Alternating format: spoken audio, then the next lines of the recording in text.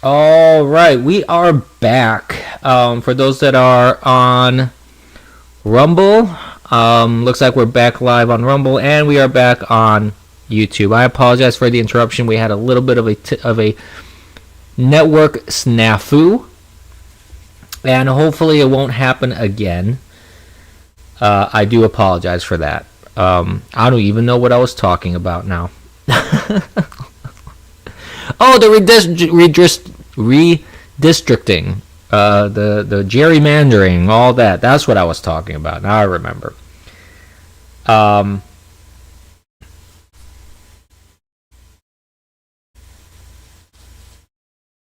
Refresh to eliminate deep voice friends. What? What are you talking about? But anyways, yeah, this whole thing is wild hypocrisy on the part of the Democrats. The Democrats have been involved in gerrymandering for a very, very, very long time. In fact, in New York's legislature, when the Democrats got the majority, they redistricted everything to consolidate their power, and they have been in power ever since. So,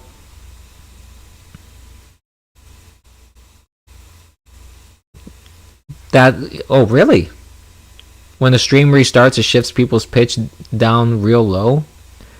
So do I sound like Barry White now?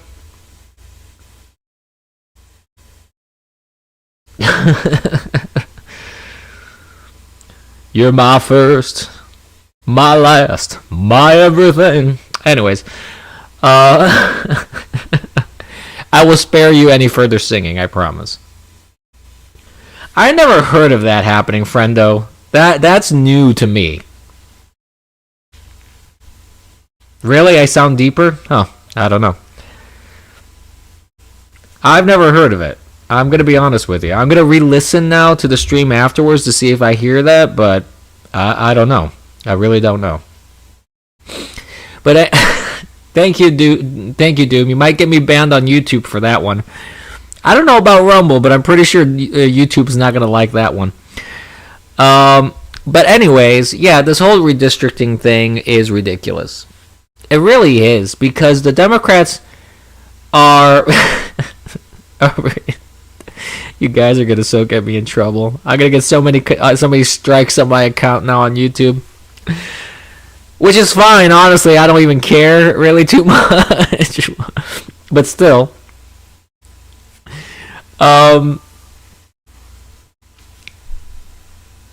But the Democrats have been guilty of this sort of thing for a long time. This isn't anything new with the Democrats. They have been doing this sort of shit for decades and decades. This is not novel. This isn't new. This isn't anything, unusual from the side of the Democrats. It's just, oh, the Republicans are doing what we did, so it's wrong. Yeah, okay. Sure. Like, it's ridiculous. It's just ridiculous, honestly. The other thing, that we're talking about is with this redistricting thing. So, the Democrats ran away. The Democrat legislature in Texas, they ran away because they don't want to give the Texas legislature quorum in order to vote on this. Because if this votes and passes, which with the Republican majority, it will.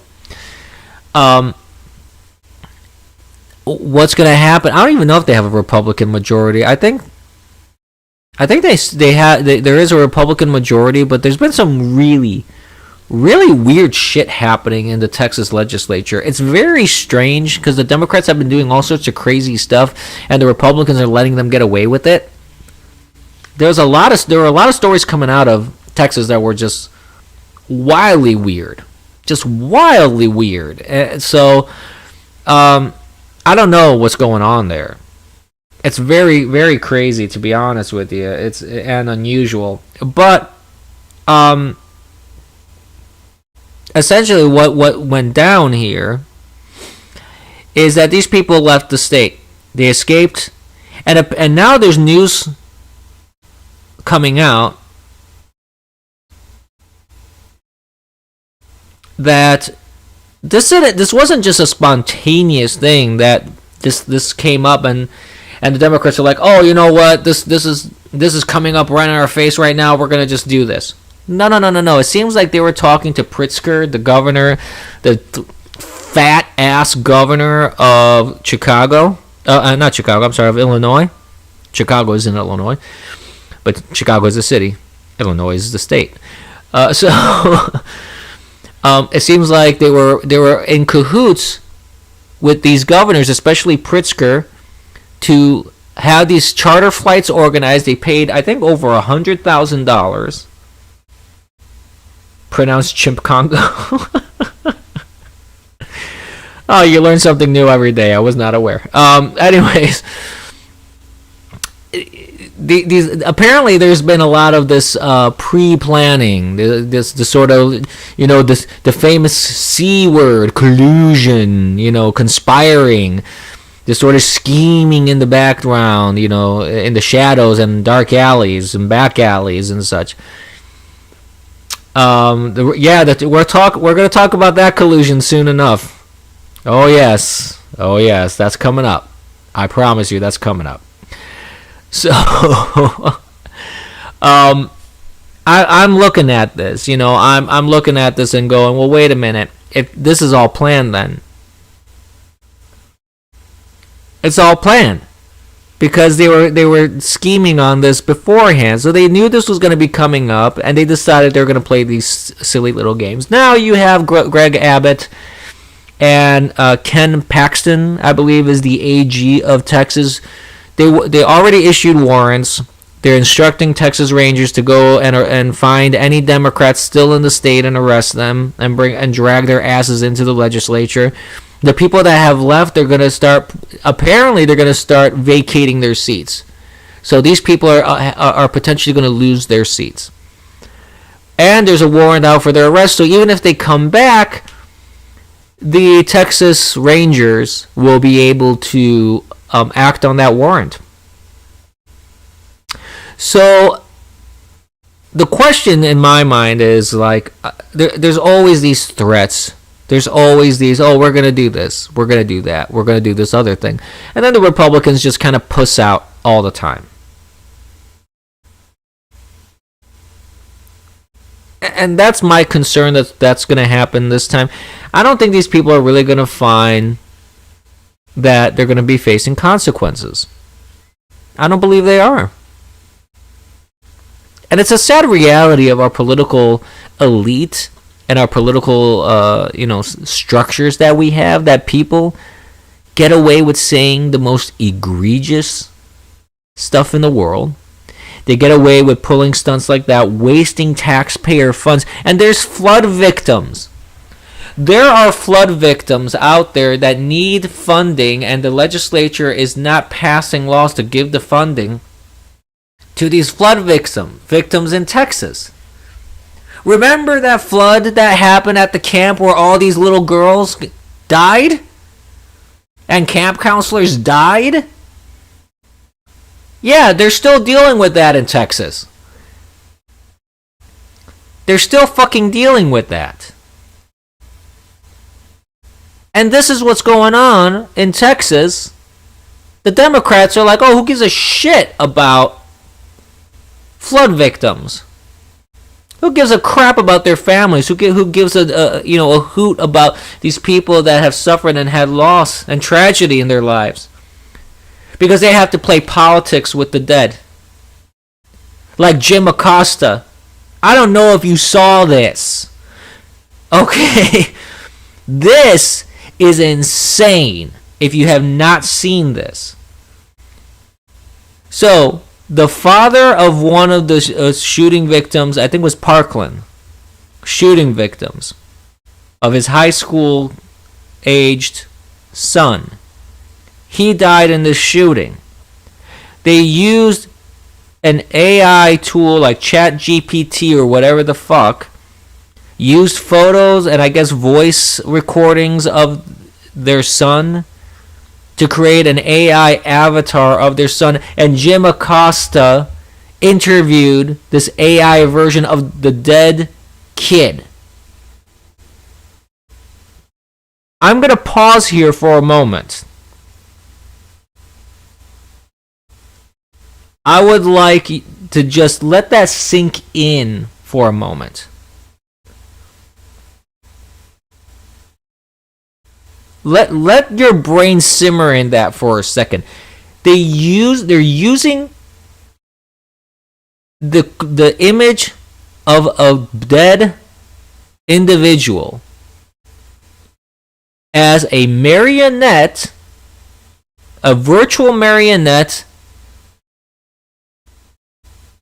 to put out propaganda points. You want Tupac to interview Holocaust survivors? We'll get into that. But I mean, the point is like, when I saw this, it takes a lot to shock me. Let me put it this way. It takes a lot to shock me. I've always said this because I have seen a lot this way. It takes a lot to shock me. I've always said this because I have seen a lot on the internet. I've grown quite desensitized to the insanity of the internet. I mean, when you survive Goatsy,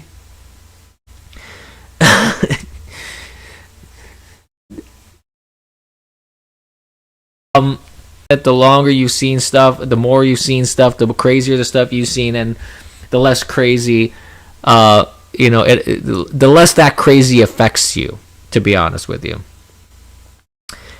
But I was literally shocked when I saw that. That's one of the few moments in my life that I just was flabbergasted. I just saw this come up in my Twitter, or the app formerly known as Twitter. And I'm just looking at this, and I'm going, this is disgusting. This is just utterly evil, disgusting, inhumane. And the worst of it to me is this. I mean, I'm not surprised that someone like Jim Acosta, would do something so underhanded and disgusting and just vile. Because that's Jim Acosta. He's done this all the time. He attacked people. He's been viciously disgusting with people and with Trump and Trump supporters. He's an evil little man. And I'm pretty darn sure that he may not be even as tall as 5'6". I think he's a midget too. But anyways, I don't even know how tall he is. But the point is this. That's not even the important thing. The thing that really bothered me was that Jim Acosta could not do this by himself without permission of the parent. In fact, the father has now come out criticizing people who are giving him slack over this, that are criticizing him over using the image of his dead son. He's criticizing those people, pushing back, saying that it's right what he's done. No, sir, if this guy ever listens to this stream somehow, or some clip of this gets to him, I want to address this father directly. You are a bad father. You are an evil human being. You have no fucking respect for the fact that you are desecrating the memory and image and the tragedy, mind you, of the loss of your son. What you are doing by propping up an AI marionette of your son is the equivalent of dragging his corpse out of the grave, shoving your arm right up the corpse's ass, and using him as a puppet to push whatever little agenda you have and whatever propaganda you fucking have.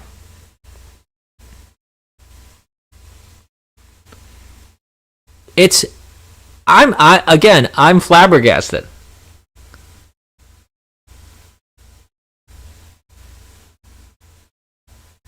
And I say this from I say this from a particular perspective. I'm not even criticizing this as a conservative towards a liberal, or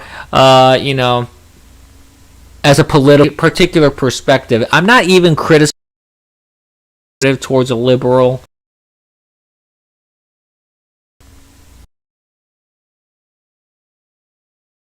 Who has experienced loss in my life, a lot of loss in my life, actually. I can't even imagine doing like that. Doesn't even enter my mind. It doesn't even compute to do something like that. Abso-fucking-lutely not. Does it even come into my mind? If I had a son and I lost my son, never would I ever do something like this. It is utterly disgusting. And I'm going to die on this hill, basically, because to me there is no justification for this. I don't care who you are. I don't care what you're pushing and what you're peddling. No justification whatsoever for this. So I sincerely hope that somehow this clip, this portion of this video gets to this asshole father. You know, because I try to have sympathy for people who experience loss, because as I said, I've experienced loss as well, a lot of it in my life. So I try to do the Catholic thing, you know, to be charitable, have empathy, try to put myself in their position and you know, provide comfort to those who have lost. Because that's what Catholics and Christians, generally speaking, but that's what Catholics are taught to do. How can you be charitable to this? How can you provide empathy to this when this is what they do?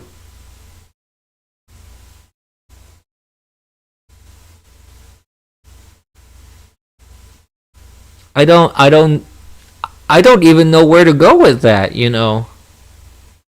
How to answer that. A priest with theological background might be able to answer better than I could in that particular case, because Lord knows I don't know if I have the capacity for that. And as a Catholic, I probably shouldn't be saying that, but I don't know. I really don't know. I find it very shocking that a father, I mean, we're not even talking about strangers here. We're talking about the father of this kid. You know, it's just mind-boggling to me, frankly. I made a quick adjustment on my mic. Sorry if you guys heard any weird sounds. It's just mind-boggling to me. I don't understand it. I really don't understand it. How people can be so cult-like with their heads so far up their ass. I don't understand it. And one could attribute it to grief. You know, you do irrational things when you're grieving. Okay. It's still disgusting. It's still vile. You're still desecrating the memory and image of your son.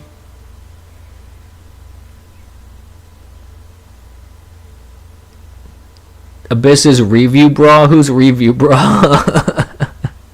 I don't even know who that is. But that's, to me, it's just, again, I'm going to start just, you know, if I keep on, oh, that guy? No, I'm not gay. But I'm going to start just, you know, if I keep on,